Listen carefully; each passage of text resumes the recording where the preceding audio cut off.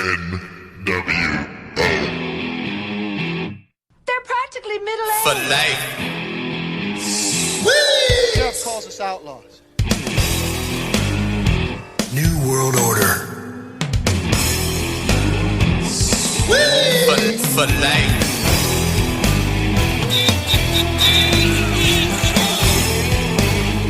New World Order.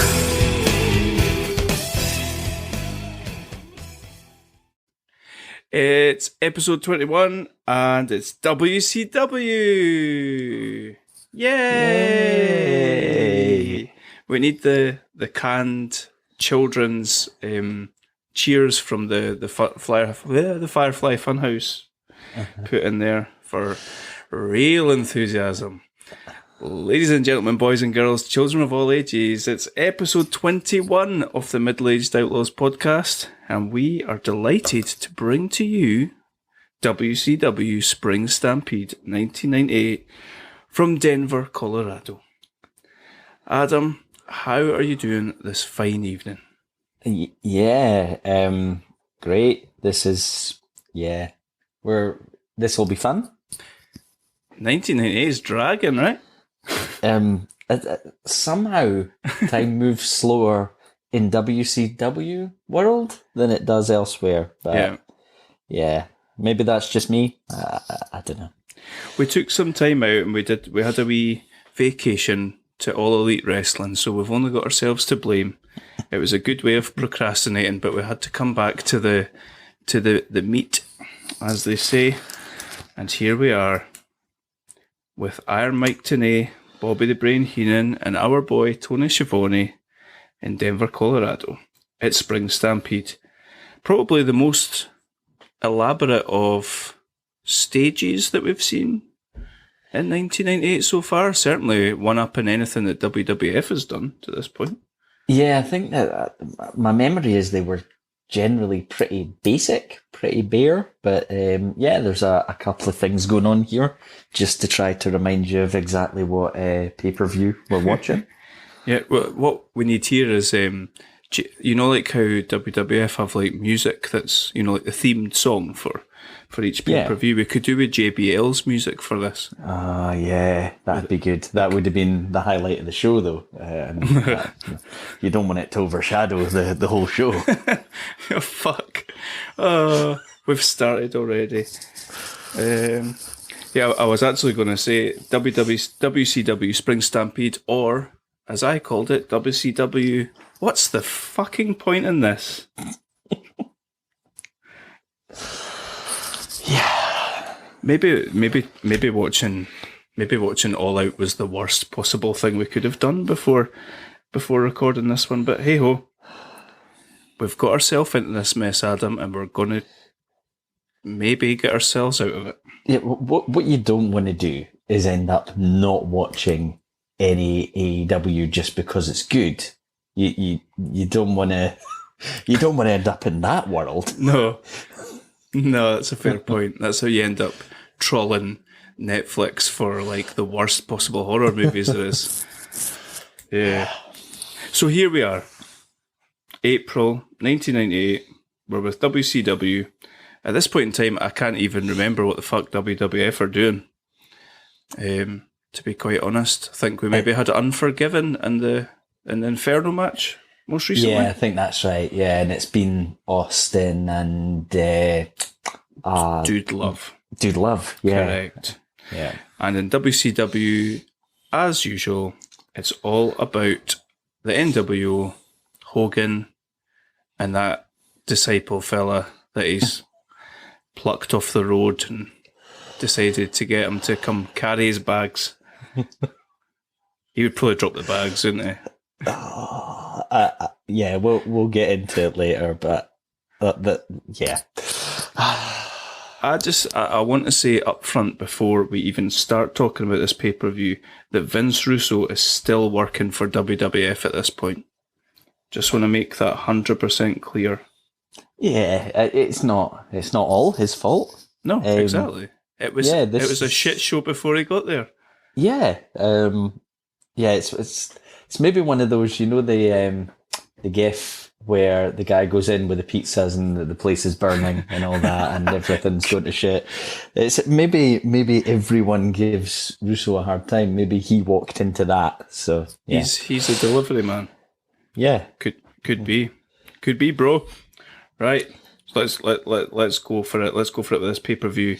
We kick right off from the start with a little video package which basically breaks down all the sort of issues that the NWO have been having. So Nash and Hogan are at each other. Savage and Hogan are really at each other.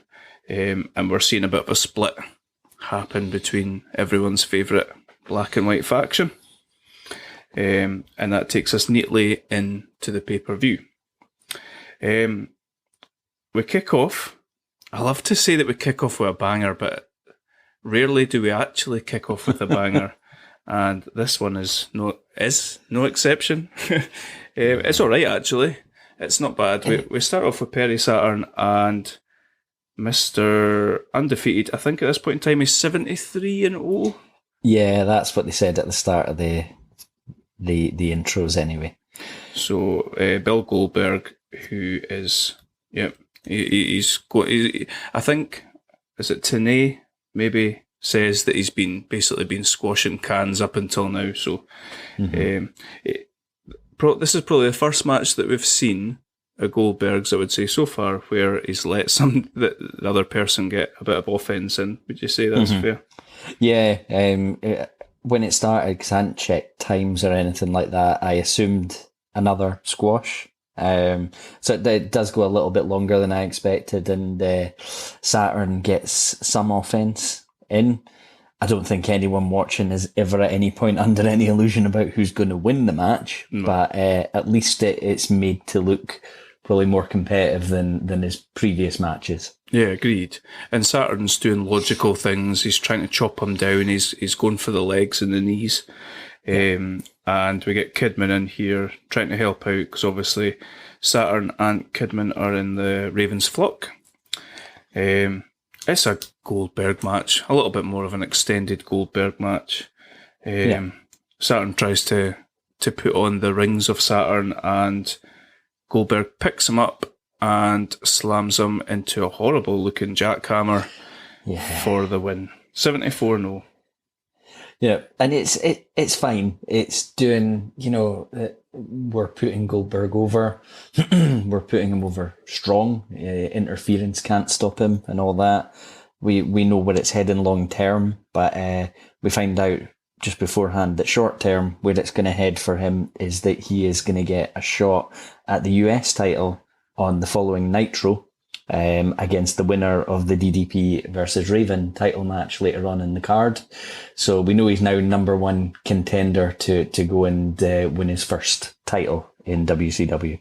And that's a neat way of hooking us in to seeing what happens next. I think at this point in time, Goldberg's over massively. I think you see on the episode Nitro after this, my God, he's like a superstar.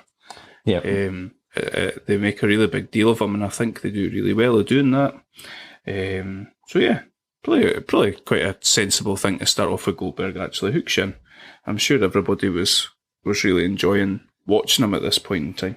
Yeah, and the crowd are into it, and like you say, it's if you can't start fast with a brilliant quality match, it's a one-sided match, but at least it should get the crowd up and going. And I think it did that. He's getting a brilliant reaction at this stage, and I think he does for quite a while beyond. Yeah, and we can talk about who Goldberg faces and what happens the following night once we've got to the DDP Raven Hardcore Fest. So we follow that with another, I feel, a fairly decent match. Chavo Guerrero, coming out with his Uncle Eddie, who is still hugely disappointed in his nephew. And he's taken on Ultimo Dragon. Have you seen much of Ultimo Dragon in your time, Adam? A few matches here and there, but not a lot. I quite enjoyed this. I thought it was a decent match. I really like the story they've got going with Chavo and Eddie. It's one of the more interesting stories that they've got on the go just now. That's not under the NWO banner. Just tiny little bit of background, but Chavo is basically having to follow Eddie. He wears is it My Favorite Wrestler is Eddie Guerrero t-shirt, like that. with Lie, Cheat and Steal on the back of it, and Eddie's really good at playing this, underhanded heel who'll do anything to get his way, do anything to win a match, wants Chavo to follow in his footsteps in that sense, and is just furious that he's doing things like playing fair in this match. Like he's given Ultimo Dragon a little bit of recovery time after an accidental low blow. This is, not the way that Eddie would be performing in this match. He'd be taking every shortcut and every advantage possible. I like that story. I think it's a good one for both performers. I think they're both kind of getting over from it. Yep, totally agree. See, even the way Eddie walks, the way he sort of skulks about, he's sort of bridging the gap between dastardly heel and like pantomime villain really, really well. Yeah. And he spends most of this match hiding under a towel because he's so unimpressed with his nephew's performance. I did quite like the way I'm like you. I really enjoy what they're doing with this storyline. It's totally independent of everything else that's going on, and I think, I don't know if I'm being really naive, but I'm quite interested to see if Chavo is eventually just going to succumb to that Guerrero gene, or if he's going to go against Eddie. I'm really quite interested.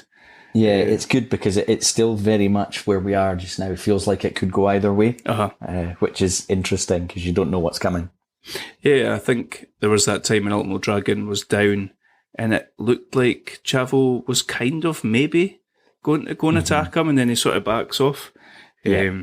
Ultimately, he does the right thing and it ends up costing him, and I'm sure that's what we'll hear Eddie saying to him. He goes for his Tornado DDT from the top rope, and Ultimo Dragon reverse it into quite a neat reversal into his Dragon Sleeper, and Chavo taps. Yeah. And Ultimo Dragon wins the match, and we fade to black with Eddie looking less than impressed with his nephew. Yeah. We've got a little moment on the following Nitro with Eddie and Chavo, where it's actually during a La Parca and Ultimo Dragon match. Okay. So that Eddie kind of guides Chavo down to ringside and wants Eddie to get involved, to take out a weak man, somebody who's already been in a match and is currently in the throes of a match. Chavo looks like he doesn't really want to, doesn't want to interfere, but he ends up doing it. He gets involved and goes after Ultimo Dragon. He doesn't look happy about the fact he's doing it, which, still plays into where we are with the story. Is he going to end up embracing it now that he's got a little bit of a taste for it? Or is he going to be even more against it and a bit disgusted with himself that he kind of gave in to what Eddie was telling him to do? I like that. I have to admit that I must have flicked past that because I tried to really only watch the bits of the Nitro that I thought might be the sort of big important part, so I've missed that. That's what you get if you go past a La Parca match. What a blunder. that guy's quite something. So it was at this point in time that I texted you and said, what are you talking about? Those first two matches have been, like they're no 5 stars or anything, but they're all right. And I think, what did you say? No, I said some of it's decent. Yeah, that is what I said, because I'd watched it a few days before you.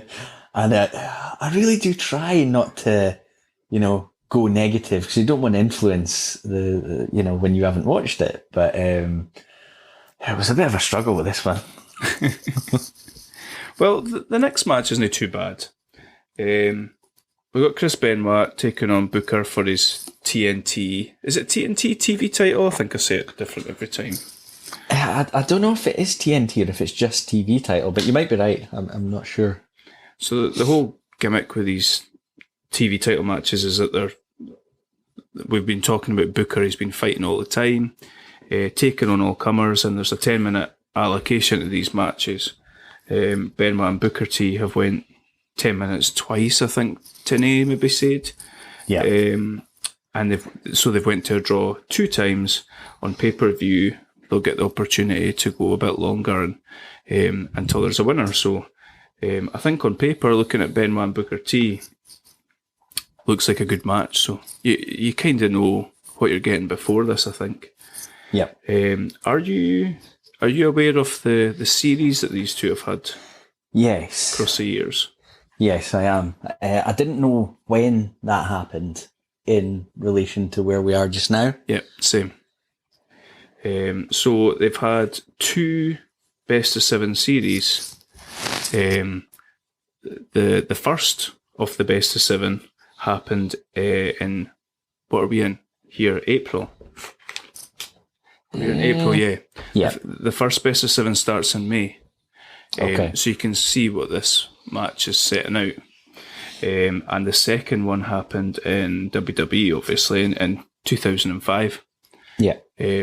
That one for the US belt, this one for the TV belt. I think, to be honest with you, I didn't take a huge amount of notes because I was quite enjoying watching it. I've just got here that this was exactly what you'd expect for these two. It's very hard hitting. Yeah, quite stiff. Yeah, I've got a few notes about what's going on. You know, again, I think we've mentioned this before, but respect is very much playing into the narrative between the two.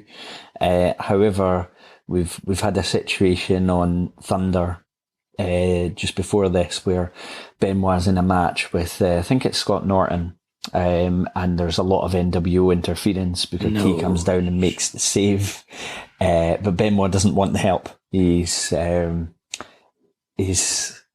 not. He doesn't react very positively. Oh, really? So that when they're having their match here again, it's very much looks like a wrestling match, a clean contest at the start, and then descends into a brawl as we go. Benoit's showing some heel tendencies as we go through. This being kind of I would say babyface against babyface match. Yep. And I can understand Benoit being the one that does some of these things because I think, Booker's very much starting to get over as a pretty big babyface here. So some heel tendencies from Benoit, a lot of, suplexes, body slams, things like that. Like you say, the kind of things you would expect in the matches between the two. We've got Benoit hitting the top rope, flying headbutt. But Booker T getting to the ropes. Booker T big suplex on Benoit. We've got Benoit responding with the 3 rolling German suplexes. Every time I put suplex in a note, it seems to autocorrect to duplex, which is handy. At least I know what it means when I see duplex. Booker T hits his sidewalk slam, and there's a point when they're both here. They're both kind of selling the impact that what's been a pretty fast-paced match has had on them. They both look absolutely exhausted. Booker T kind of gets a second wind, takes control. We've got some. He does. I don't think they refer to it as a spinneroonie, but he does get to his feet from a lying position by doing a spinneroonie type move. I just don't think it had been named yet. I assume it was named in WWE rather than WCW. It just screams WWE, doesn't it? Yeah, they'll have seen it and thought that needs a name. It's the Spinneroonie. We've got the ref ending up getting an axe kick from Booker T. Come on, Mickey J, you can do better than that. That was so awkward. Yeah, it's kind of like a 3-man handshake or something. It's really weird. Yeah, I did write, that this is probably the worst looking thing in the match because it didn't look like it was even possible from the build up to it. But they have to take out the ref somehow. Didn't look great. So Booker's then trying to revive the ref while Benoit's recovering, and we get Benoit applying the crossface. Nice, I think, little story here, given where they're clearly going, which is, more matches coming up, where there's some debate over whether Booker T tapped out or was just reaching for the rope and didn't quite get it. Yeah, I like that. Yeah. It really was ambiguous the way he did it. It wasn't your classic tap, tap, tap. Yeah, I thought it was, there's a good story there for both performers in terms of what happens next, because Benoit realizes there's no ref, goes to try and revive him. Booker T's then back on his feet and hits that Harlem sidekick. Ref just has enough in him to count the 3 count and the pinfall for Booker to retain. Benoit's clearly not happy and feeling cheated. He believes Booker T tapped out. But yeah, good story, because I think both could totally straight-faced argue that they had the win in that match, which is a good way to move forward for both into a program. Yeah, agreed. Just noting you talking about both guys looking exhausted. I think that's a bit of a theme across this whole pay-per-view. I know they're in Denver, and you're at a high altitude. Yeah. It's not really mentioned. I think Tenay mentions it at one point during the pay-per-view. Yeah. But I know from watching UFC, I remember there was a Cain Velasquez and somebody. There was a point where Cain Velasquez was unbeatable. Do you remember? Yeah. And he ended up fighting in Denver at high altitude, and he lost his title. I always remember from then on, I wonder if it's, if they are in Denver, I wonder if it has an impact on them, because like you say, a lot of them are looking exhausted in a lot of these matches. I've seen it in the NFL as well. Players having to take oxygen at times if they're not used to playing the Broncos in Denver, and it obviously, when you're, it's that physical and that demanding on the body. I think if you're not used to it, you start to struggle. Yeah. Also, did you think that the apron or the mat that they were wrestling on looked solid? It looked really different. I noticed DDP slipping on it a few times. All right. It's almost like pick up on it. They're like, like a classic gym hall type affair. They should have had the old sand shoes on. It looked solid to me, but maybe that's just reading into it too much. Yeah.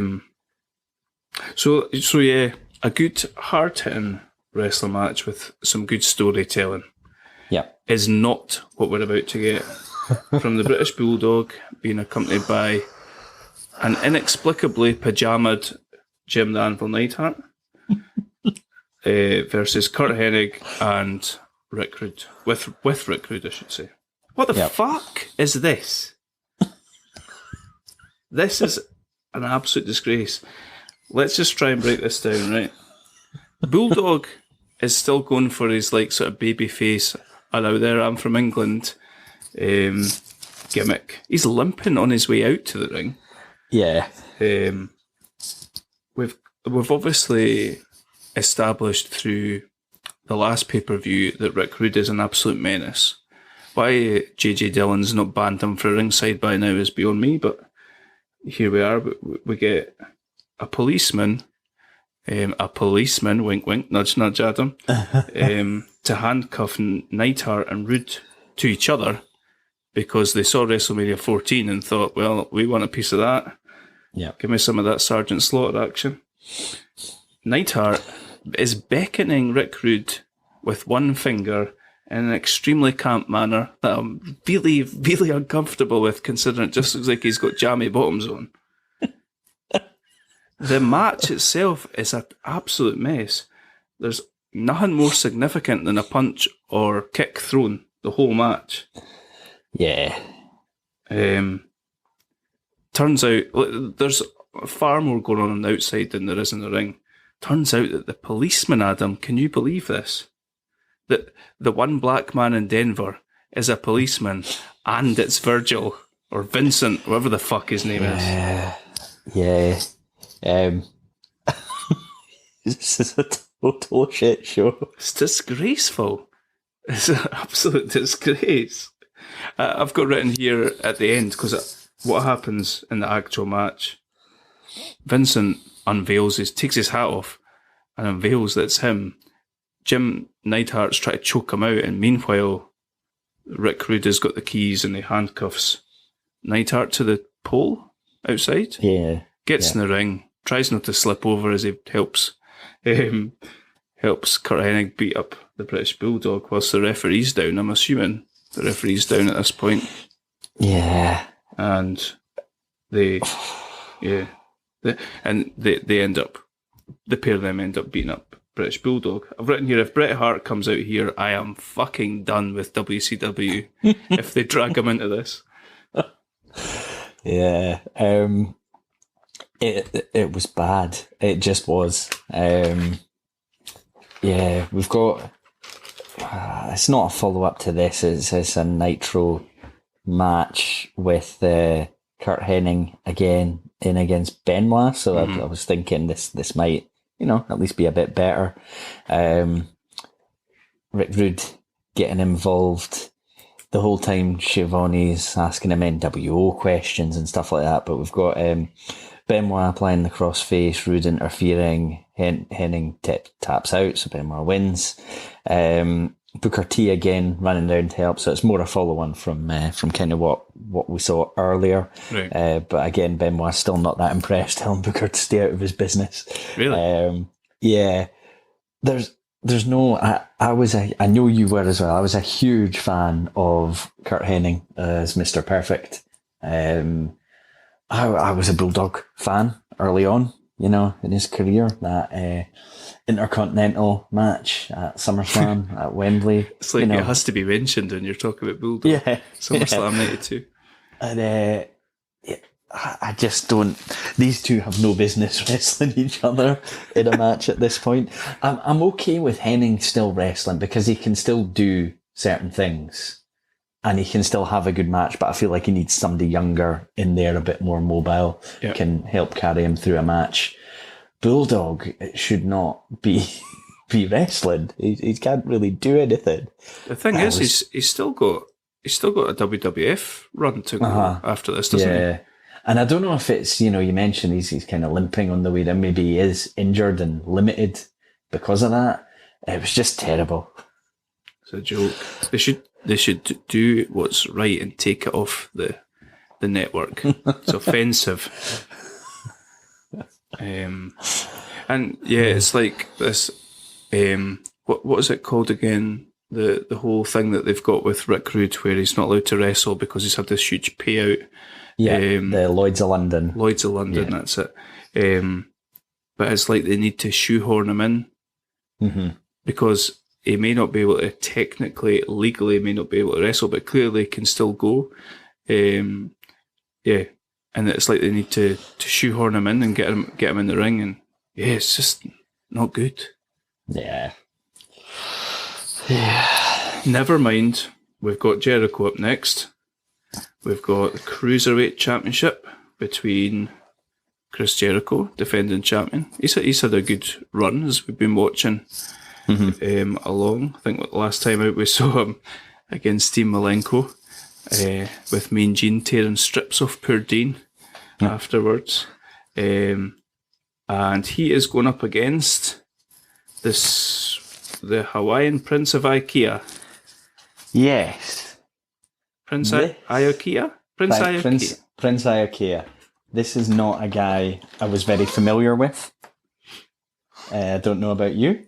No, not at all. I genuinely never heard of him before. Yeah. I think we may have... I don't even remember if we've seen him on any of the shows we've been doing. Now, he may well have been on a few that we haven't watched as part of what we're doing, but sure. It was also just kind of brand new to me as a name in wrestling history. Yeah, same.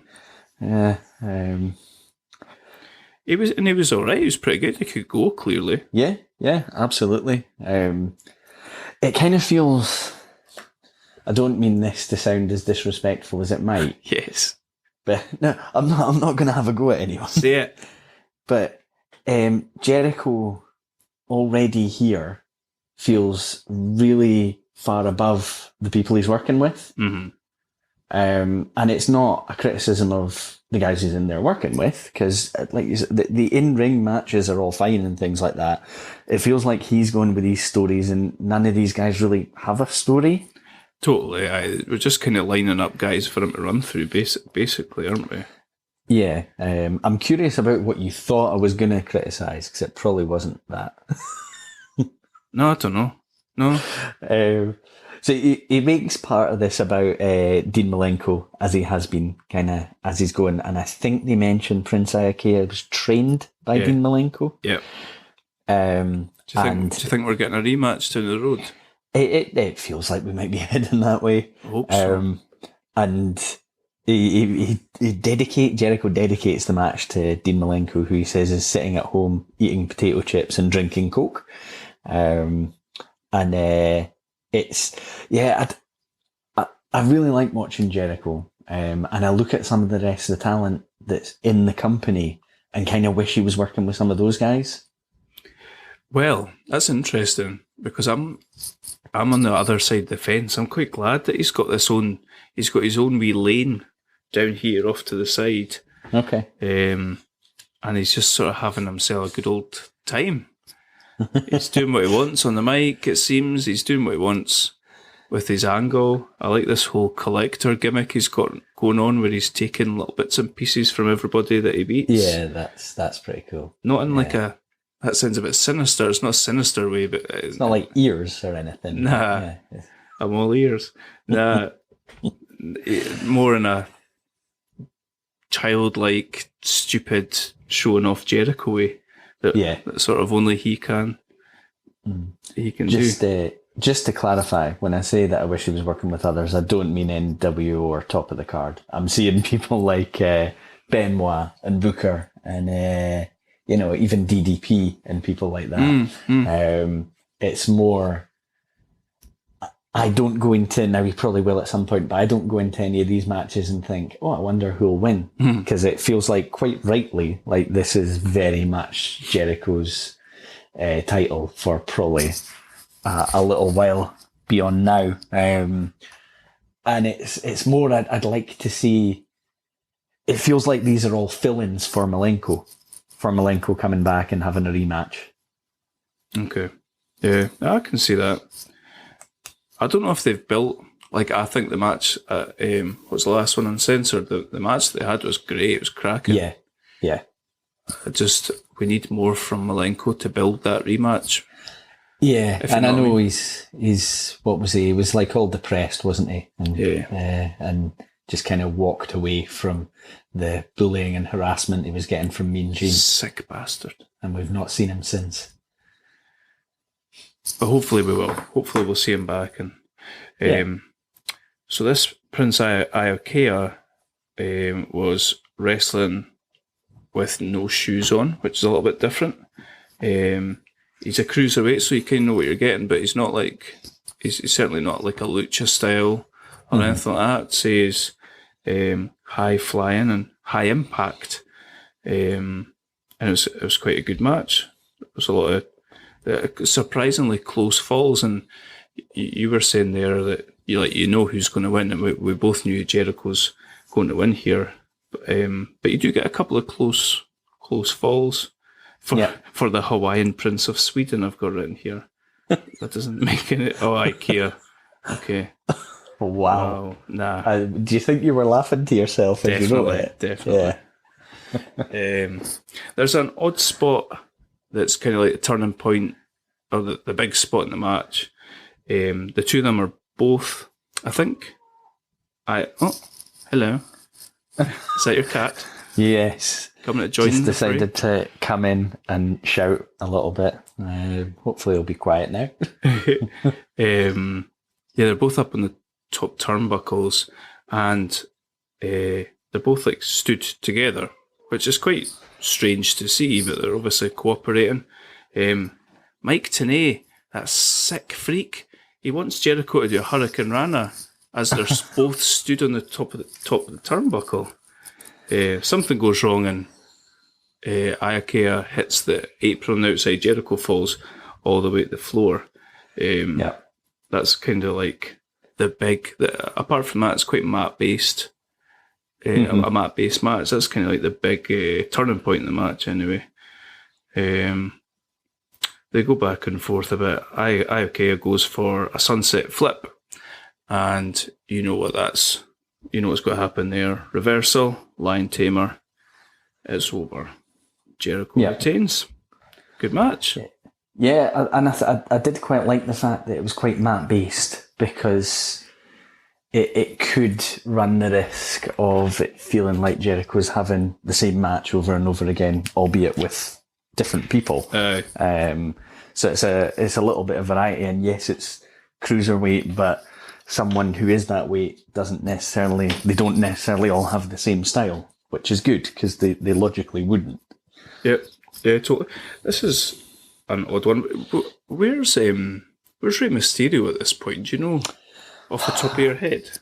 I don't. I did wonder if he was injured, because I know if he's already with WCW, which I would have thought he would be, because I think he was actually there when the NWO first.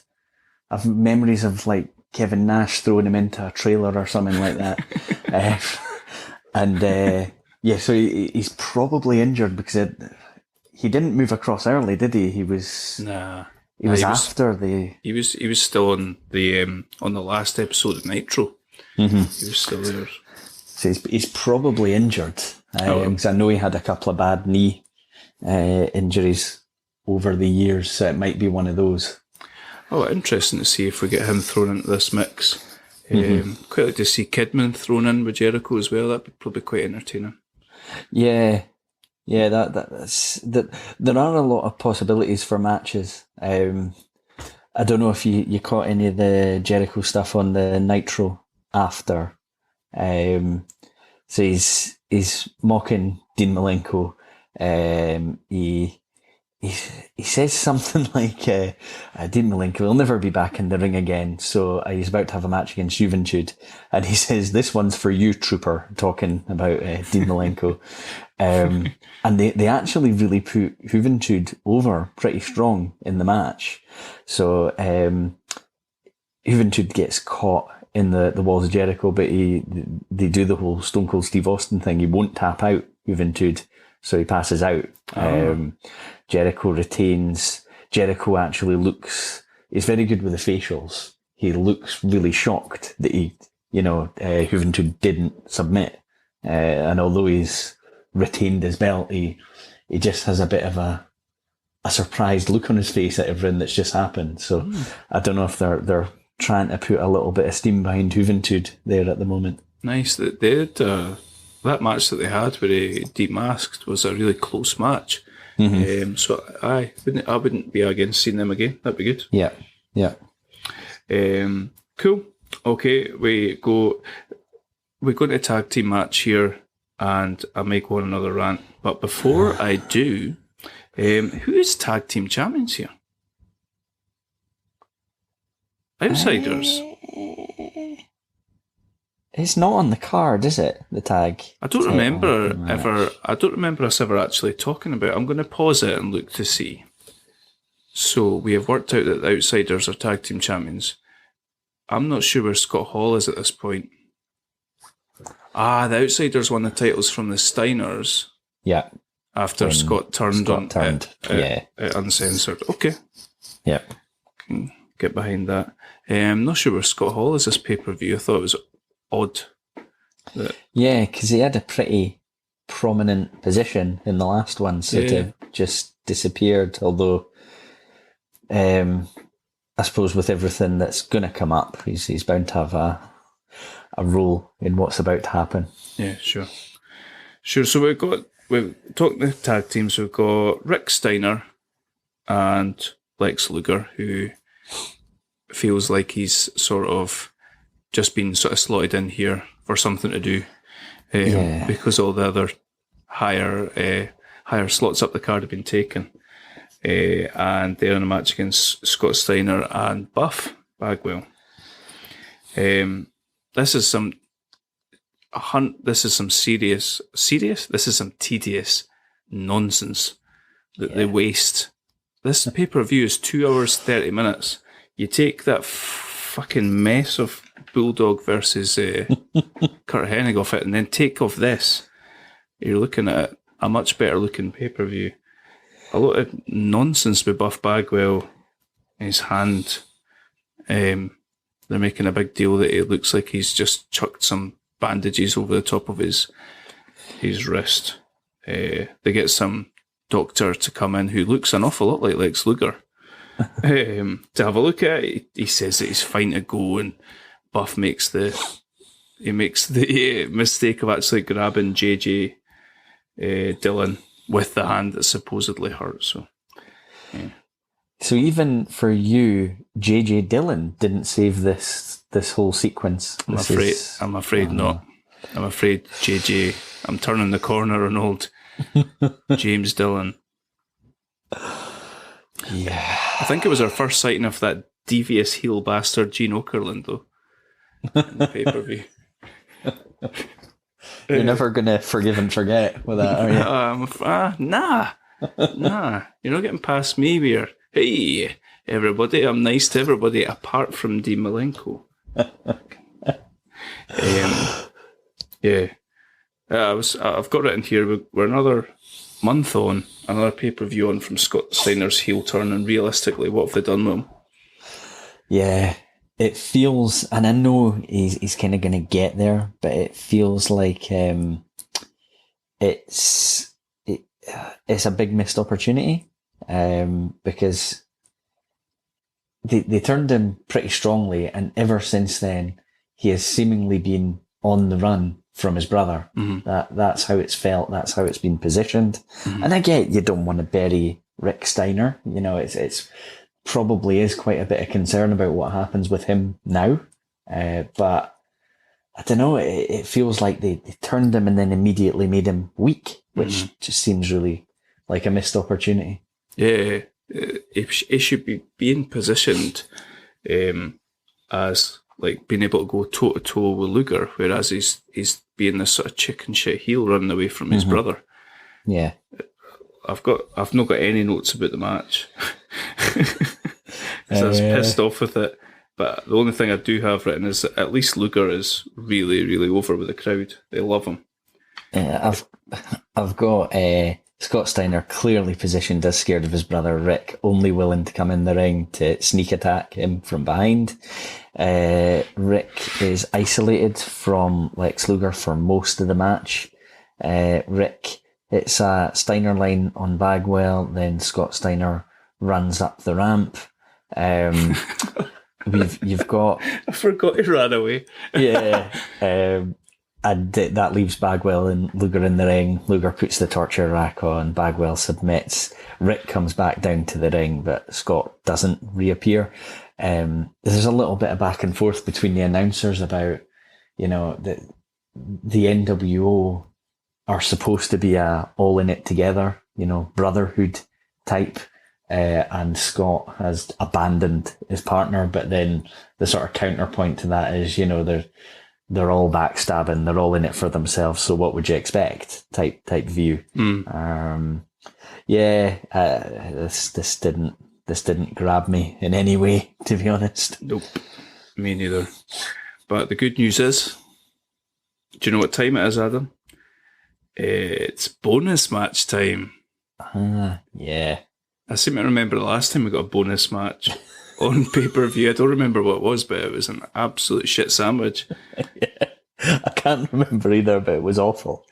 This time we get the chairman of WCW, La Parka, taking on, I think they would say he's a former tag team partner of him, Psychosis. Yeah. Which is, I mean, I had a lot more fun watching this than I've had watching some of the other matches on here, so it wasn't bad for me. Quite enjoyed it. Yeah, I've got in my notes, these guys are crazy, which probably indicates some of the stuff that's on the go. Something about a corkscrew moonsault looking amazing. Yes. There's a whole host, aerial moves here that catch the eye. Mainly Psychosis, isn't it? Yeah, it's just really entertaining, and it lifted me up again a bit after what we just watched beforehand. Yep, same. They start out the match pretty similar to what was the match that we watched last episode. Was it Eddie Kingston Miro? They sort of start out this match similar to that, and they're just slapping each other. Mm-hmm. Hard as they can, and at one point La Parka calls Psychosis a puto, which I think is Spanish for brother. Is that right, Adam? No, but yeah. Psychosis at one point hits a suicide dive, and Brain questions, why would anyone want to do that?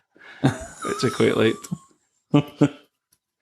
What do you make of the Mike Tenay?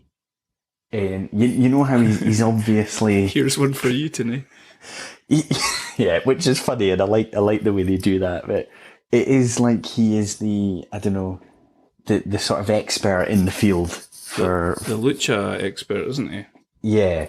And I think in some shows he's purely brought out for that match, whereas in other shows he's kind of on the card the whole time. I don't know, I just find him a bit annoying a lot of the time. Yeah, me too. Yeah. I certainly don't take,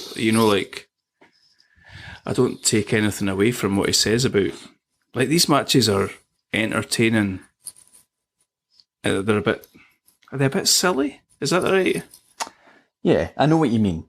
It doesn't feel like they benefit from an expert, I suppose. And I find Tenay a bit annoying as well. So he's called Iron Mike Tenay, and he's this sort of little weedy looking guy. Nah, I'm quite down on this pay-per-view. I was hoping we would find something, but if it wasn't coming from that match, then I don't know where we're going to find it. Psychosis wins this match, but I don't know how. Now, I did have a criticism of this as we were going to finish. So, La Parka is trapped in the ropes, but he's really not. I mean, it looks incredibly easy for him to have got out of the situation he's in. Psychosis hits a guillotine leg drop, while La Parka is poor lad is still trapped in these ropes, and then gets the pin for the win there. But yeah, it did look like he could have just removed himself from the ropes without too much effort. But there you go. Talking about the altitude, poor Psychosis. He does all these crazy moves, and then at some point he just looks absolutely knackered. And at the end he says something at the camera, and he just looks like a dying man on his knees. But he got the win, so it matters. That's the main thing. So, surprisingly, we come to Hogan, and it's not the final match on the card. Pretty unbelievable. Yeah. So, this is the one we were really looking forward to, I think. This is it. Yeah. Judy Bagwell in a pole match.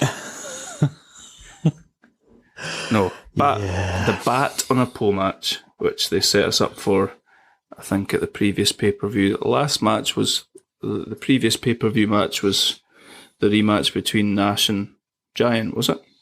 Yeah. Uncensored. And it was in that match that the bat got introduced, and Hogan broke it over a Giant's shoulder. I don't know where Piper came from. Maybe you can shed some light on that. Yeah, I know he'd appeared as someone, to stand up to Hogan previously. I don't know specifically where the alliance comes from for this match. I don't know if you watched through much of the Thunder and the build up to this match. Oh yes, I definitely did, Adam. So there was animosity being teased between Nash and Hogan, which we touched on earlier. There's a a Nash promo, and what I wrote really optimistically was there's a response later on from Hogan. I think there are 4 responses from Hogan as we go through the show. Jesus. And it's that thing where every time he appears to say something else, he's not saying anything, he's not selling you the show, it's already done. But I just got more and more angry with the fact that they're ramming this down my throat. That's what you're meant to feel like that, though. He's a heel. It made me want to switch off. That can't be the plan. Yeah, I've got a note there from the Nitro the night after. I've said it's taken Hogan 8 minutes to essentially tell us that the NWO is split up. 8 minutes he's going on for. He's probably saying the same vowel the whole time. Awful. Yeah. Anyway, here we go. Nash and Hogan, members of the NWO, come out separately.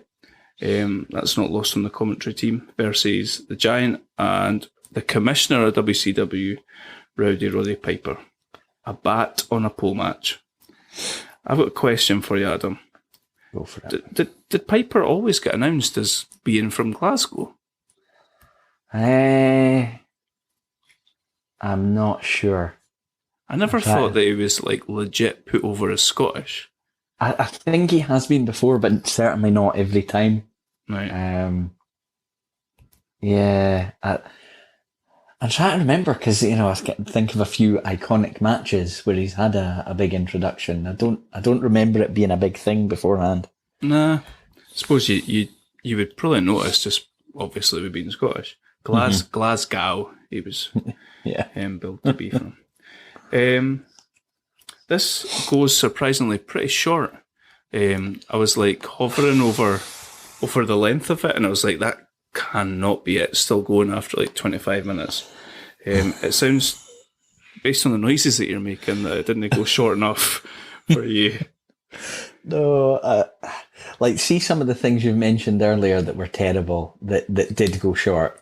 Like the Bulldog and Henning match and all that. They went about 5 minutes each. They probably felt like a lot longer. This, I think, all in is, 13 minutes. Right. I don't know if I was just too negative about it beforehand, because I'm like, what is this? Why is this really the best way that they can split up the NWO, which, I think we all know is what's coming here.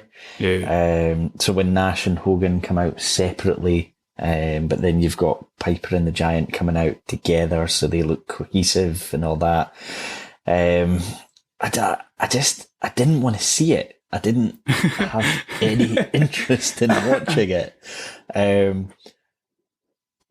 was quite a big crowd reaction for the Giant and Nash confrontation when they come face to face. I quite like the way that Nash did that. He just said, Piper, just get him in. Let's go for it. And it shows, there is an appetite for these two to be going up against each other. Because we've seen it a little bit previously, and there's definitely a crowd appetite to see it more. We've got a situation where both go for a big boot and they both get laid out in the ring, and I think there's some sort of comment by one of the announcers, I've never seen that before. Never seen anything like that before. Yeah, I mean, that's probably happened a lot of times before. But it was Schiavone. He says, have you ever seen that before in your life? This is the man that's commentated on the last 2 times it happened on pay-per-view. To be fair, I mean, we are talking about a guy that was also instructed to say on basically every show that this was the biggest night in the history of professional wrestling and stuff like that. So, yeah, it's maybe not all his fault. I know Schiavone's your boy. I just find him really funny on his podcast because he doesn't give a fuck. It amuses me. Okay, let's see if you can defend this then. At one point, Hogan's climbing up for the bat, which is, what would you say it is off the ring? From the top turnbuckle, maybe like 8-9 feet, maybe above the turnbuckle. Yeah. So tall enough that Hogan's standing on the top turnbuckle and he has to be reaching up. So Giant grabs him down, or Piper grabs him down. And as he's grabbing him down, he pulls his trousers down. So his ass is exposed. the Giant then puts him over his knee and starts spanking him. And Schiavone says the entire world wanted to see that. Yeah, I can't defend him here. Okay, good. Yeah, I'm glad to hear that. There's not a lot going on here. Like poor Piper. Question: I don't know what age he would have been here, but he's certainly not as old as he was when he came out in that Royal Rumble that time, like 2005 or whatever it was. But yeah, he's only like 44 or something like that. is he really? Yeah. Okay.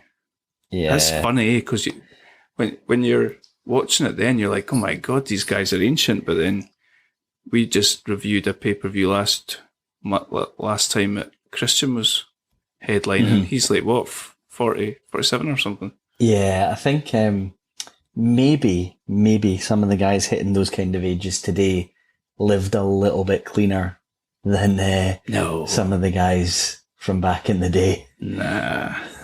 Imagine what it'll be like in like 15 years' time when all they really do is sit around playing video games now. Oh man, don't he? Undertaker will be raging. Well, they won't have a wrinkle on them, any of these guys.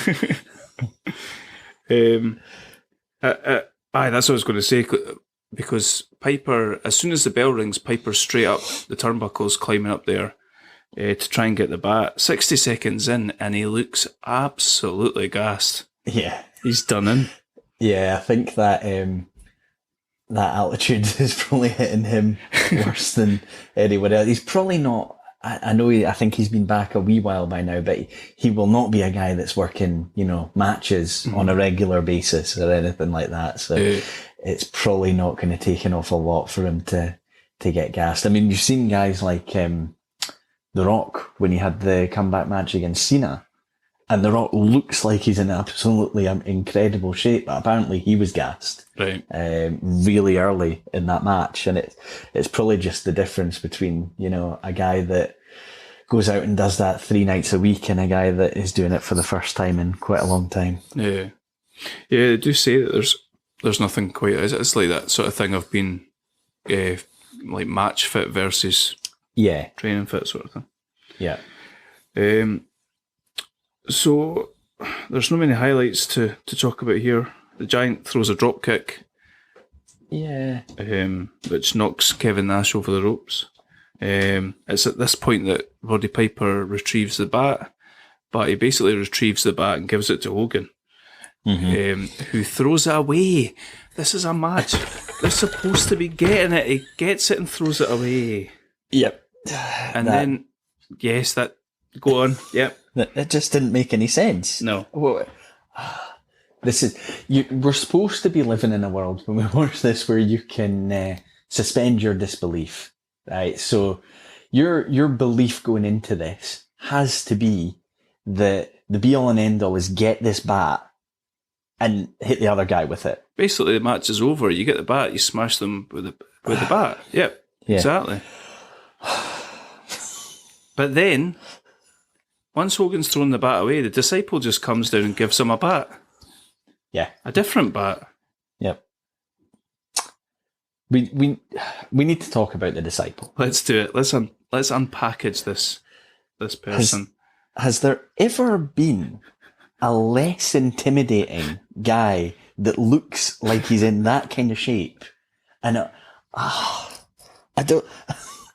He's like a comedy character, but I don't think he's supposed to be. No, I think he's supposed to be intimidating, but he kind of looks like... You remember it did you watch Sons of Anarchy? Yeah. You had the Chucky guy.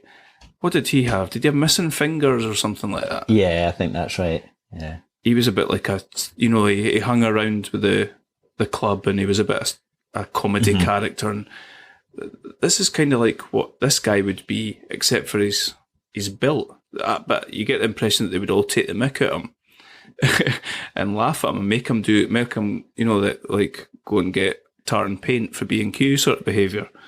But I think he's supposed to he's either supposed to stand there and look intimidating, which he's struggling with when he tries to speak or make an emotion with his face, Yeah, I mean, there's. I think for me, his worst moment at all that is still to come. That's a little bit later on. Nash. Nash. Like, I think that was the point where I had to message you and just question what the hell he's supposed to be. It's like that sort of thing of, I don't know. It's like he's really he's really antisocial, or like he gets social anxiety, and he gets in a group and just like blurts something out. That's what that was a bit like. We'll get to that. We'll get to that. Yeah. Anyway, Disciple brings. Let's try and focus here on this 5-star match. Disciple brings a bat, gives it to Hogan, who inadvertently hits Nash. They've got Piper.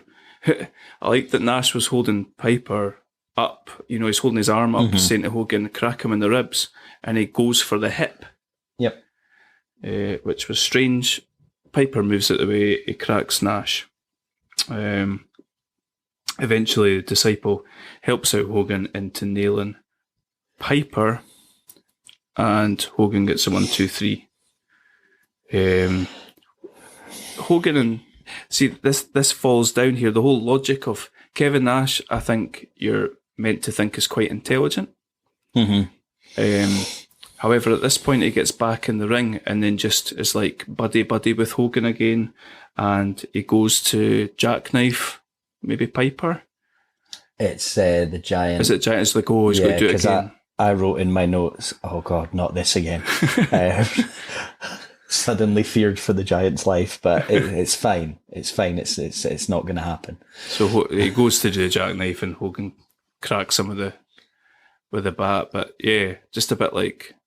But Nash is coming. Nash is out of all these people with all these ridiculous storylines. Nash always sort of fits together his story. But yeah, that wasn't. I suppose we can allow him a lapse in judgment. Yeah. They're still trying to keep the Giant pretty strong here. Hogan runs from him. He breaks the bat over his knee.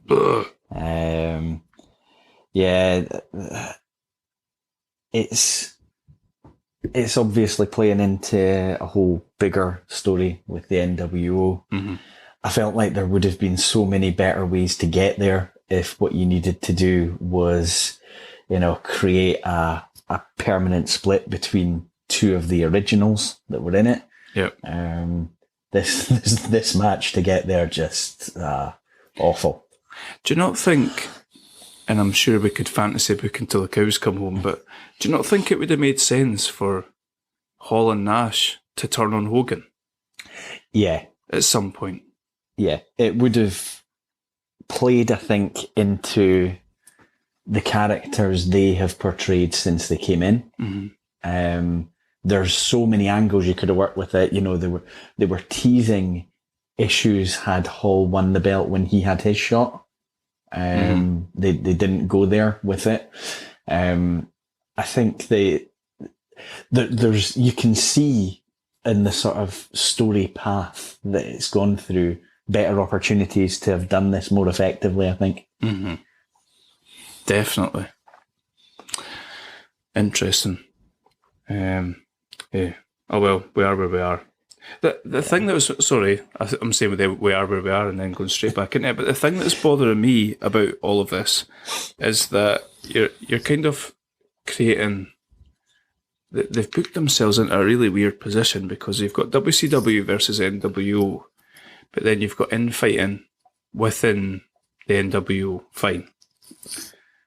But from this pay-per-view to the next night, essentially Savage, isn't it, and Nash are now faces.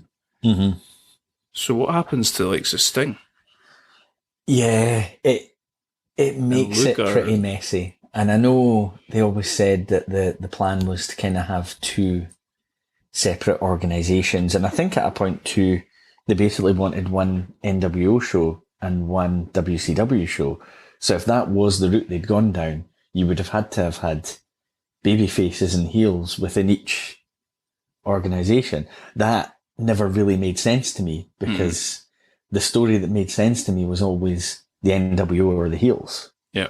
And I don't know if they've kind of booked themselves into a corner, it feels like, because they obviously feel they need to do something to galvanize interest in everything. Mm-hmm. But yeah, you're right. If you have basically one heel group that splits into two, but one of them is babyface, then how do you differentiate between them and the other babyfaces? And should, is it like the babyfaces, like WCW babyfaces, should still be wanting to go up against the NWO members, regardless of whether they're offshoot group or not? But I assume when we get the NWO split, it's just going to be NWO versus NWO, kind of in its own bubble. But I'm not sure about the way it ends up going, really. I guess we'll see. Yes. Okay, we take a small break from NWO to the US title match, which has taken quite a high billing on the cards, really. I guess that's to do with DDP and the sort of star that they're building him to become. Yeah. This is weirdly presented because DDP is the US champion, but Raven's stolen the belt from him. DDP comes out first without the belt, is announced as a champion, but then Raven comes out second with the belt. It's really odd. Yeah. Just generally, I know it's not a big thing, but it's just quite strange. Mm-hmm. What I can always imagine is if you imagine you hadn't seen the show before or the shows before and you just tuned in for that pay-per-view. Now, I don't know how many people were doing that in these days. I imagine people were watching the TV. There were so many people watching the TV, but it probably wouldn't make sense to you if you just tuned in, if you just decided, I'm going to get this pay-per-view and watch it. It was unusual. And I've probably mentioned this every single time, but if Raven's not the champion, why does he get to decide that this match is under Raven's rules? All I remember is comments made by the announcers like, every time Raven fights, it's Raven's rules. Now, like we've said before, if you're the opponent, you're surely entitled to question that. That's really weird. But all his promos are kind of sulky. They give off sulky, angsty teenager vibes. And the fact that they're just letting him have his own type of matches would suggest that he's just getting his own way all the time. Is that a backstory, the Raven character, that he's like comes from money eventually? Does that ever come out? Am I making that up? I'm not sure. It's a funny one, Raven, because I remember liking the character, but when I look back, I'm not sure what elements kind of drew me. I'm the same. I think he definitely had a good ECW run. We've maybe jumped that with the whole Tommy Dreamer stuff and all that. Yeah. Anyway, we get essentially, we've seen this match before, except it had Chris Benoit in it. Yeah. It was a 3-way dance. It's Raven's rules, so it's no DQ. They make their way, pretty much as soon as the bell goes, they make their way up the aisle and start wrestling all over the scenery that's been placed to make it look farm themed. Yeah. Like sort of cowboy western sort of themed. There's a stagecoach spot. Raven's trying to climb up it. DDP throws him off it and then dives off it. They're getting thrown through gates and fences, which looks like they're fairly legit wood. They look like they're breaking. My favourite line on this show, they've got the wee table, Yes. and he's going to suplex him. Where? On the website. Yep. Brilliant. It's so of its time. Yeah, and to be honest, if you listen to Tony Schiavone now, I mean, I would fully believe he might say the same thing again. It really made me laugh. It's obviously not planned. He's not trying to be funny. Yeah, that got me enough to write it down and make note of it. Because they had the wee table where they would do like their web chats. Yeah. It's like a Q&A thing, I think they do. Yeah, that's right. Yeah. That was quite funny. I love this pay-per-view, says Bobby Heenan. Fuck me. He's very, I should say, Tony Schiavone is, it sounds from his podcast like he's actually pretty tech savvy. Like he apparently does all the mixing and stuff like that for their podcast himself. Oh, really? Yeah, and I think he originally wanted, when he was being linked with going back to WWE, he never wanted to be an announcer there, but he wanted to be putting tapes together and stuff like that for the network. Cool. So I assume he knows what he's doing, but it was just brilliant comedy. That's good. It's at this point that they've wrestled through all the sort of props and all that. They've wrestled through the crowd. They're back to the ring, and we start seeing things like the literal kitchen sink getting used. Schiavone is getting very excited about the potential use of a trash can at one point. And then he just sort of underplays it when he hits it. He's like, oh, he's got the trash can. He's getting very excited. And he's he's hitting with a trash can. Yeah. I assume... See the Flock. I remember we've had a few stories with the Flock, and I didn't really know who... I knew who Saturn was. I knew who Kidman was. Yep. Are these guys... So we've got Hammer, who appears. That's the guy that the moth's been eating his jumper. Yeah. And we've got Reese, who's this massive guy. Where did that guy come from? Yeah, I don't know. And I don't know where he went after, because I don't remember him being a thing. He's huge. He looks legit like over 7 foot tall. I take it these guys, they don't really have their own... I take it they're just in the Flock. They don't have their own backstory so much or things like that. Because I just didn't know who quite a few of them were. And Lodi, I think, has been... I think he and Kidman are probably the ones that always seem to have been there throughout all the ones we've reviewed, but I never knew much about the other guys. Lodi seems to be the kind of sign guy that goes about holding the signs up, doesn't he? What did you say that guy was called Reese? Reese, He was. yeah. I've never seen him before. I've written down here, Ravens called in some absolutely ginormous man. Yeah. They reference him as Reese, and he does a big, it's like a chokeslam type move on Raven. So the old Albert DDP. bomb thing that he used to do, wasn't it? Yeah. It's just strange that you'd think Vince McMahon would have loved that guy. But basically, here, Raven has all of his guys have a wee shot at trying to help him put DDP away, but he keeps kicking out until a guy who's wearing like sort of TV crew type clothes comes in and smashes DDP with a stop sign, I think it is. Yeah, and the stop sign I think had been used previously as well, but there was no real... The announcers didn't even seem to know who this guy was. Like they're selling that they genuinely thought he was one of the crew. Yep. So I don't... He's not given a name or anything like that. I assume new Flock member or one-off Flock member. I thought they kept DDP looking pretty strong. Aye. It takes a hell of a lot to take him out. I assume this is a good way of getting the belt onto Goldberg without DDP having to take probably quite a significant loss.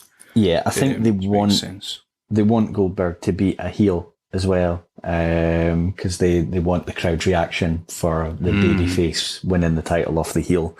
So I assume that's why it's happening here. I don't think, we've seen DDP on quite a run of matches with this title, defending it.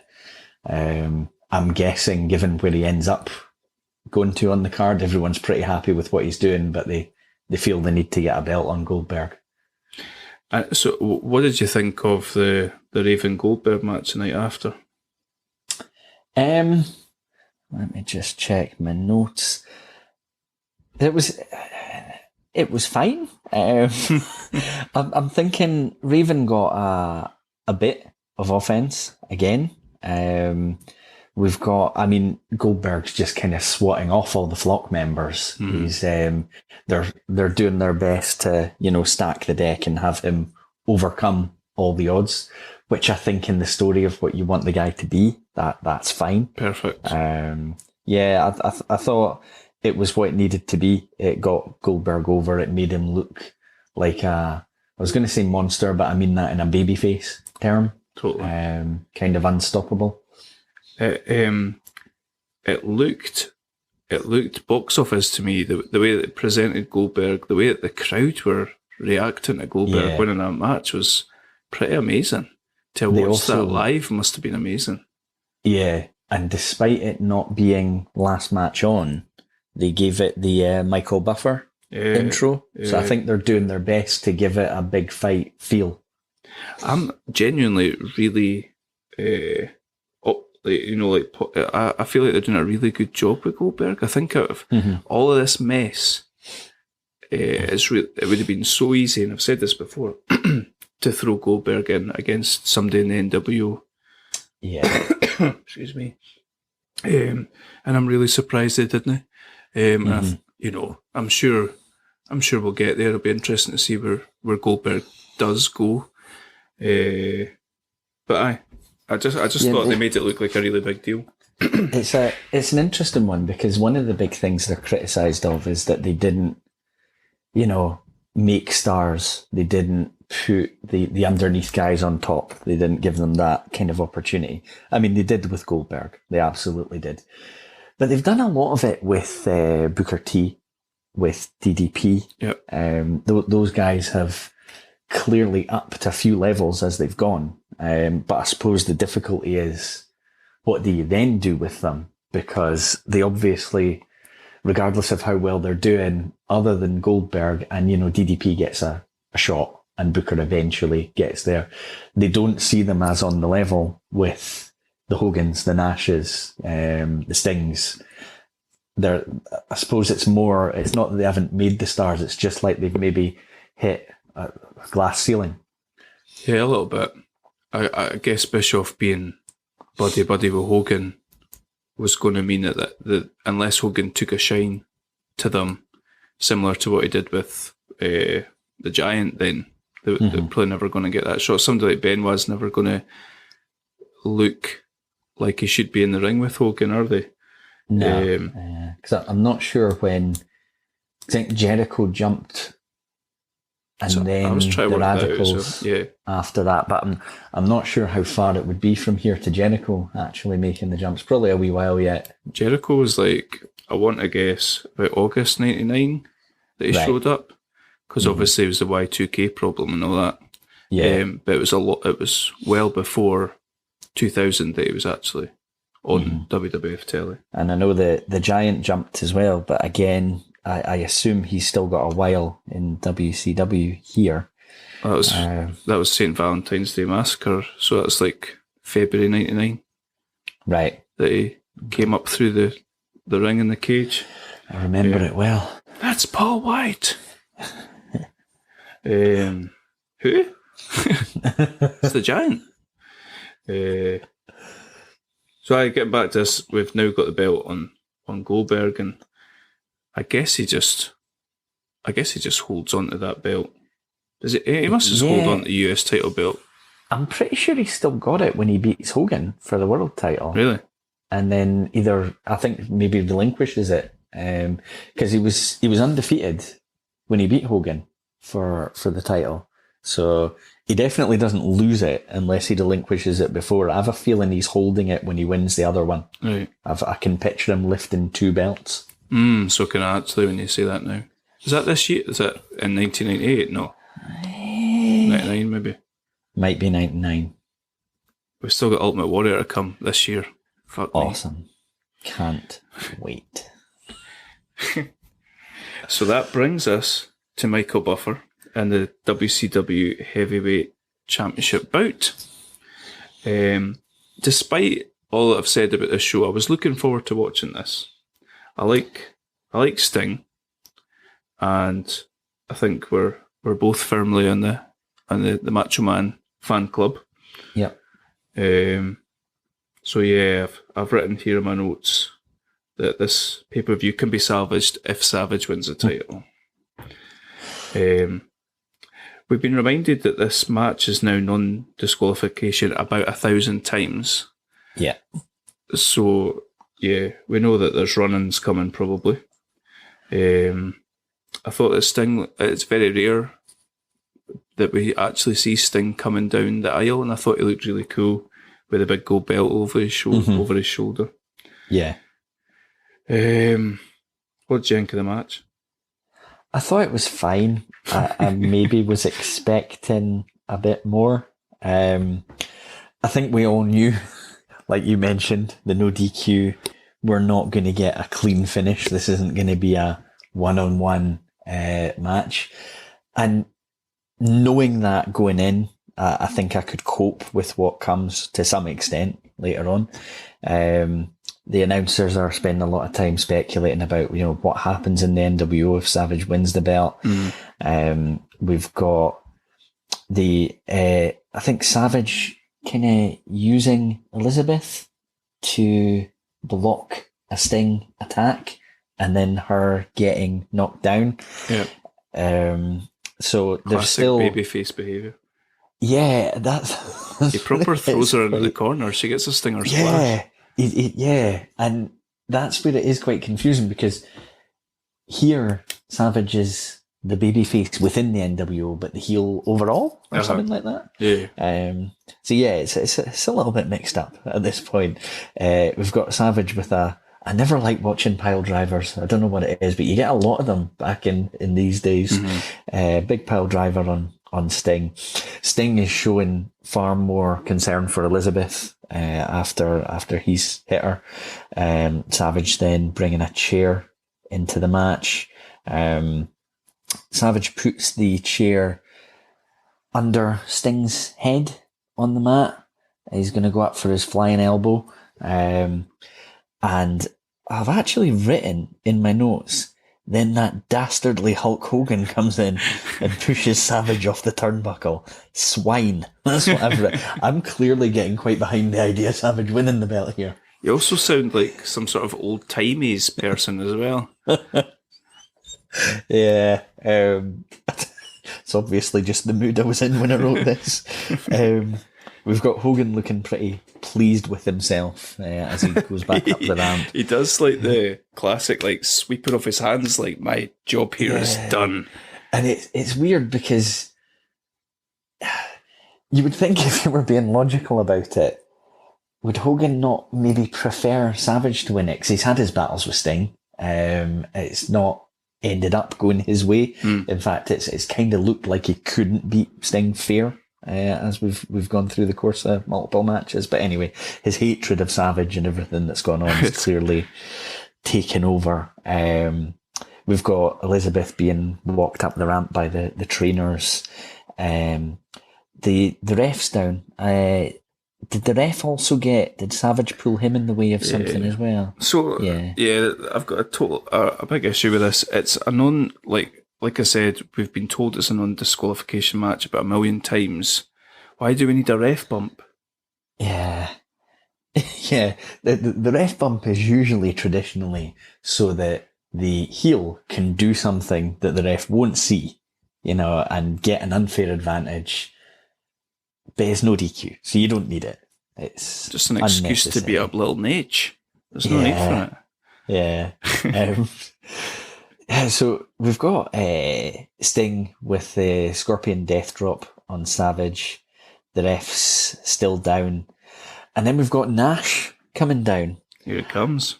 I didn't actually know 100% what way this was going to go when he came down, because there was the part of me thinking this could all be, Hogan and Nash in this together. And Heenan was dropping little breadcrumbs about that the whole way through the pay-per-view, actually, which was quite clever.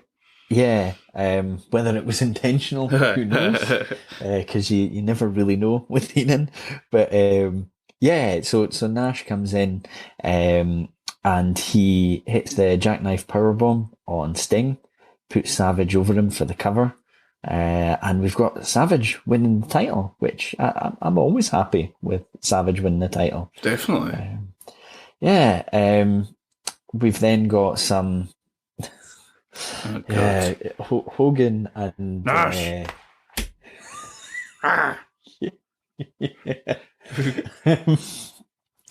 The Disciple. It's really weird. So Hogan's kind of saying stuff like, "That's my belt. Nash can't do that." And then I'll just read my notes. I've written Beefcake. Apologies for that. Beefcake, for some reason, repeats the word Nash, just looks really confused, points, and then says, "Kevin Nash." And then I've written, he comes across as a total idiot.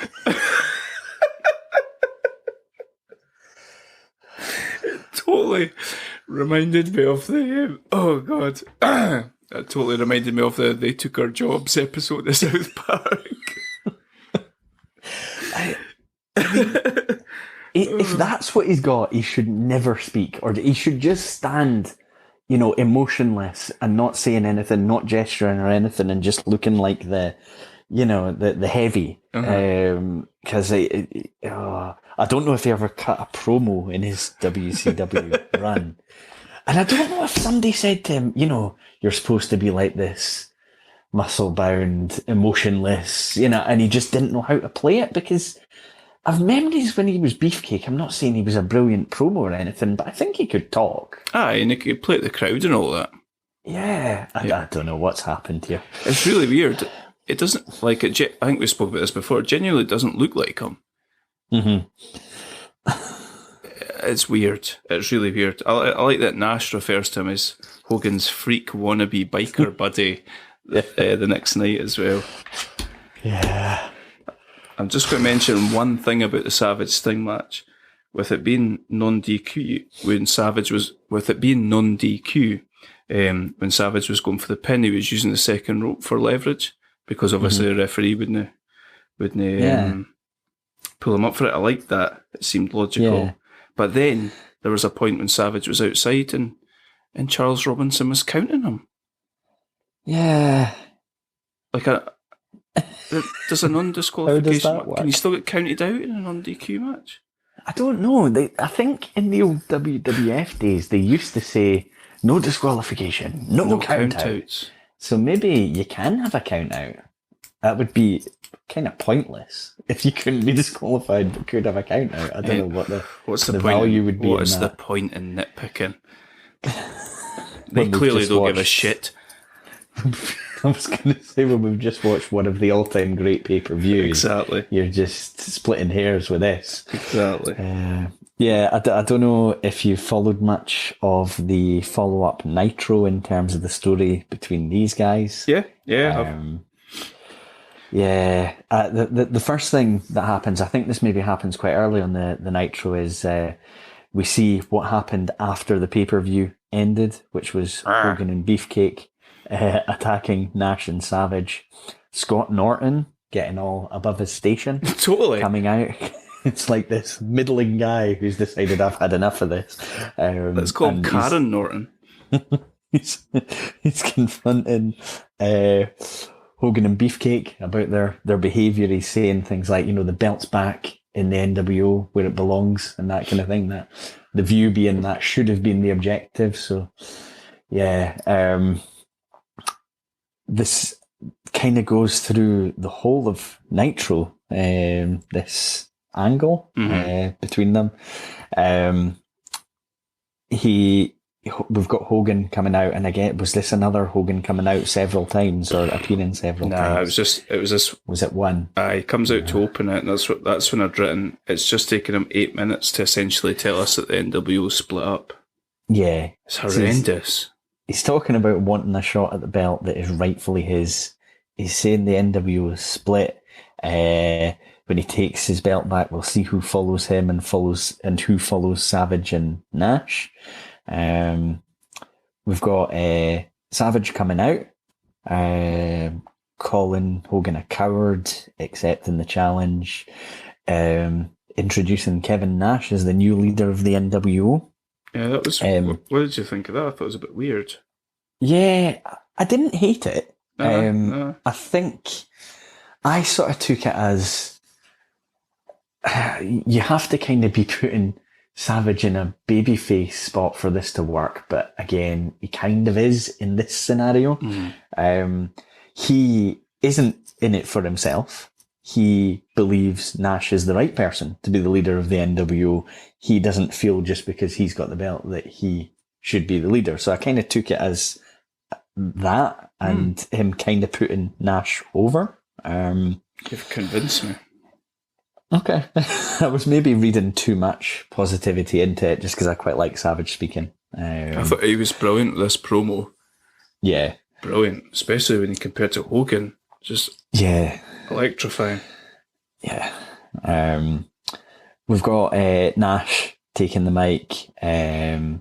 He's this is where he calls Beefcake, the disciple, a freak, saying that Savage will retain tonight. If that freak beside him sticks his nose in, he gets jackknifed. He calls Eric Bischoff a Ken doll. I like that. Yeah. We've got Hogan with the disciple coming out. Is this just...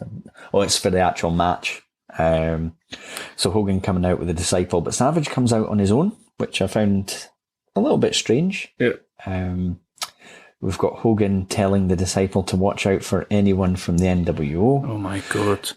Yeah. I mean, surely there's not going to be any kind of swerve here, so it's all fine. Everything will just be as it seems. When Hogan's saying that, when Hogan's saying that to him about watch out for people coming from NWO, he doesn't say anything back. He gives a thumbs up to like the air. It's like somebody's controlling him backstage. He's maybe been told he's not allowed to speak from now on. Kevin Nash. We've got, I assume this is no DQ again, this match. Yeah, so in between some of the matches, I think it's after the Goldberg-Raven match, Piper comes out. That bastard heel, Gene Okerlund, introduces the commissioner, Piper, and he comes out and he says he's going to set a bunch of rules for the match. But he doesn't. He says it's no DQ. And then he says the match will go on until 2 o'clock in the morning if it needs to, basically somebody needs to win. That's not a rule for the match. And the third rule for the match is that Piper will have his way with Hogan after the match is finished. And what does that mean? Okay. Yeah. Indeed. I won't let my imagination run wild there. Not like Hulkamania is about to. They give this match about, 25 minutes? Yeah. It's too long. See, when I was like watching the show and I just looked at the time that was left, you assume with what this match is, there's a hell of a lot of stuff going to go on in the aftermath or towards the end of the match, but I didn't expect the actual, in-ring to go on anywhere near as long as it did.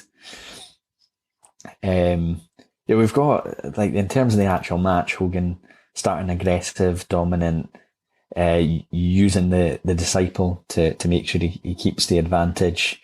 We've got Hogan going for a leg drop, Savage moving, getting a bit of initiative. He goes for the big elbow, but he's hurt his knee, can't make the cover. Bobby Heenan getting a little bit frustrated by that. He's just saying, just get over and just any part of your body on his, just make a cover. And then we've got Savage getting a bit of a second wind, kind of after Hogan has applied the figure 4 leg lock to try and, exacerbate the knee injury. Savage kind of throws the ref at one stage, and then the disciple takes out the ref. And again, very similar to what you mentioned last night, it's no DQ, so probably not needed here. Not sure which ref it was. It wasn't Baby Nature again, was it? Not sure. We've got Savage's knee getting wrapped around the ring post several times. He's been shelling the knee for quite a chunk of the match. The disciple hits something called the Apocalypse on Savage. That was essentially a stunner, isn't it? Yeah, and he's hit the title belt, has used the title belt as he's done it.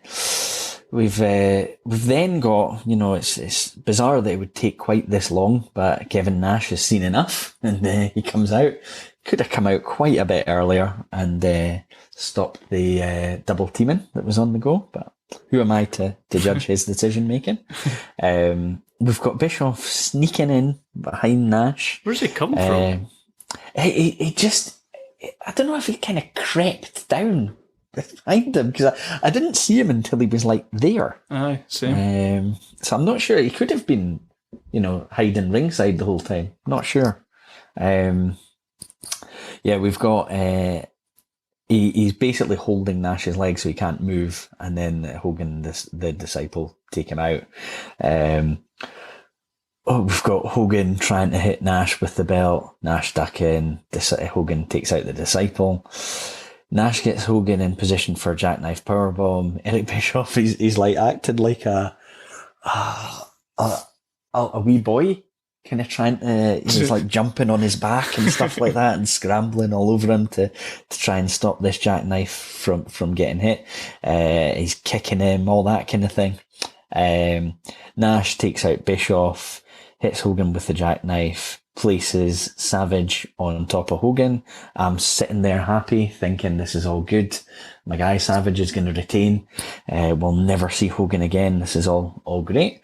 And then Bret Hart. Why on earth is Bret Hart interfering in this? Why is Bret gone heel? Well, the previous week on Nitro, peppered throughout the show were these weird vignettes, and I only know this because I clicked on the wrong Nitro. And he was talking about, I'm never going to let anybody screw me again. I won't stand back and let anybody else be screwed.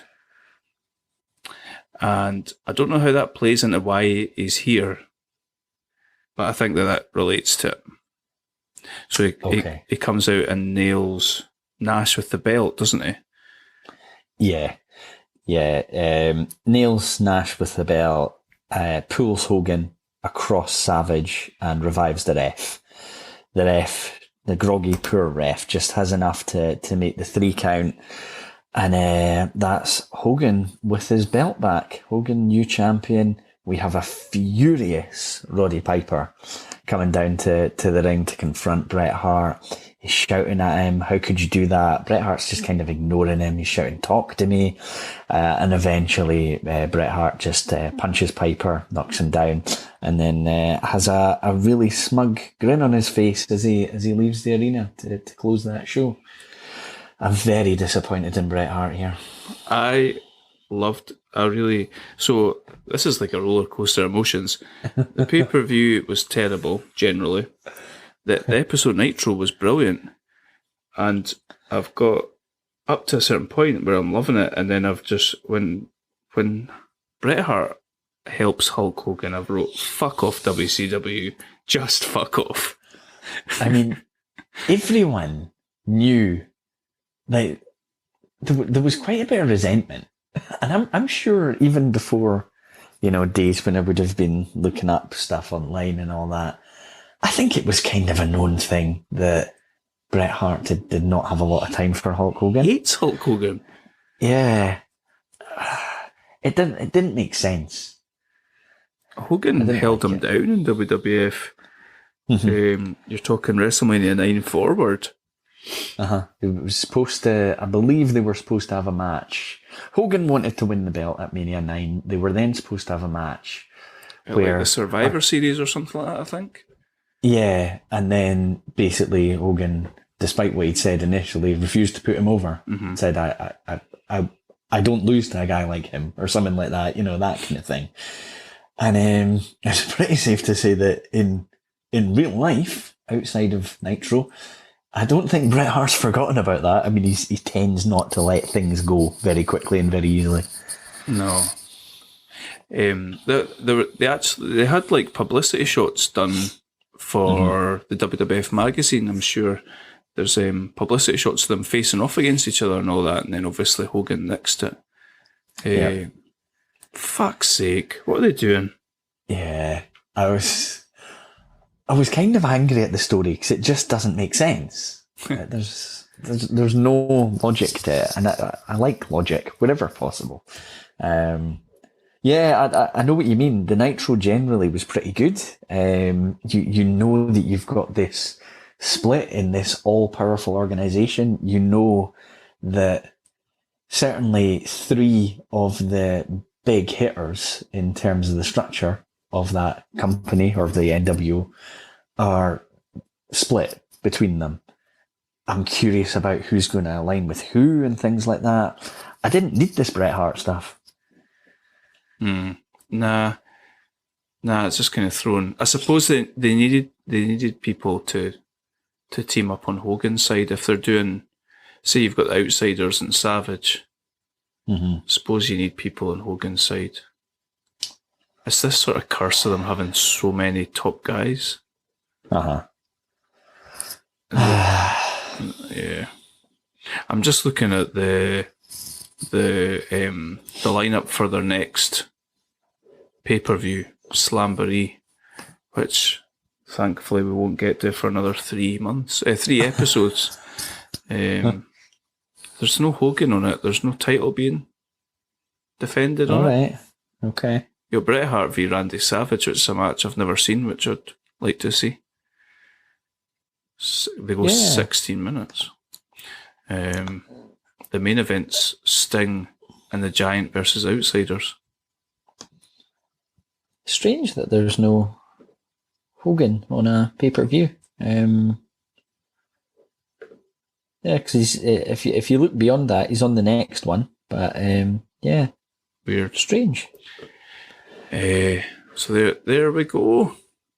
That is all she wrote on WCW Spring Stampede, and thank goodness that was a slog, wasn't it?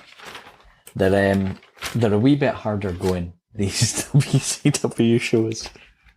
We're still fairly early in 1998 as well. I know, and I have, in terms of what we are going through next, I have no idea what it is. So, yeah. Do you know? Are you able to break the news? What do you mean? As far as what our next show is? Yeah. I do know. Yes, I do. Our next show is ECW WrestlePalooza. Okay, I can get behind that. I'm fine with that. Followed by WWF Over the Edge. So we're a few weeks away from being back in WCW. That's good. I need a wee break. I said to you when we were doing prep for this, I basically watched all the shows in one day, and that was maybe a mistake. Yeah, I think I scunnered myself that day. I watched. What did I watch? I watched the first 2 matches, and then that was when I texted you. Yeah, I've definitely broke it up. Maybe that's the way to go. Yeah, because it sounds like I really enjoyed it right enough. I'll know the next. I'll give that a try. Just see if it makes a difference. Give that a wee shot. The ECW one should hopefully be a palate cleanser for you. Do you want me to tell you what's on it? Go for it. Okay, here we go. ECW WrestlePalooza. The FBI versus the Blue Meanie and Supernova. Okay. Just Incredible versus Mikey Whipwreck. Awesome. Just Incredible, of course, just recently been on our TV screens, talking about the plane ride from hell. Yeah. Less said about that, the better. Balls and Axel versus Candido and Storm for the tag titles. I'm guessing Candido and Storm are not on the same page after the last time we saw them. Bam Bam Bigelow versus New Jack. Okay. This is interesting. Dudley Boys versus Dreamer and Sandman. Oh, Sabu versus RVD. Awesome. And Shane Douglas v Al Snow. Yeah, I think I can look forward to this with some enthusiasm. Nice.